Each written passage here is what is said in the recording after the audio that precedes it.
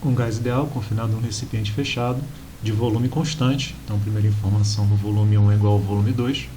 Sofre uma transformação termodinâmica em que sua pressão diminui. Então, a pressão está diminuindo.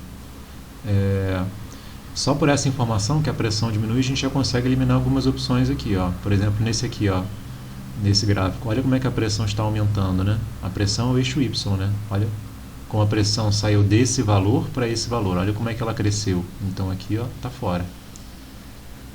Aqui, por exemplo, a pressão está aumentando, né? Ele está indo desse ponto para esse ponto. Então a pressão está subindo, né? Aumentando, então sai fora. Aqui a pressão permanece constante, então a gente já elimina, né? Então a pressão diminui, então só sobra o item A e o item D. Assinale a seguir o diagrama pressão, temperatura compatível com essa transformação. Então vamos agora analisar a temperatura, né? Vamos escrever as equações.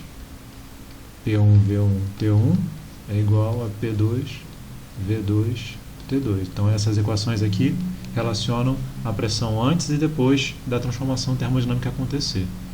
Então a gente sabe que os volumes são iguais. E a gente pode escrever o seguinte, né?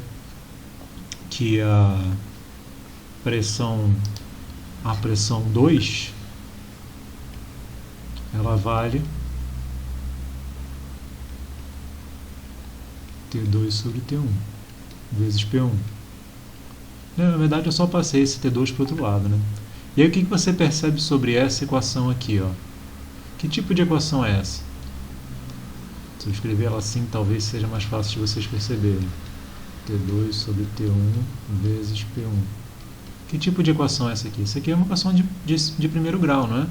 Onde T2 sobre T1 é o coeficiente angular. Toda equação de primeiro grau tem que forma de gráfico? Né? Lembra lá da matemática? Y igual a A vezes X. Qual é o gráfico dessa equação? O gráfico dessa equação é sempre uma reta, né?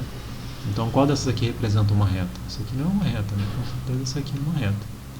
Então, a gente já pode definir o seguinte. Essa é a pressão 1, né? Se eu fizesse um gráfico aqui, e essa aqui é a temperatura 1. Essa aqui é a pressão 2. Vou botar o P1 aqui só para não fazer confusão. E essa aqui é a temperatura 2. Então a transformação está acontecendo do ponto 1 para o ponto 2. A pressão está diminuindo e a temperatura também está diminuindo. Beleza? Tranquilo então. Próximo.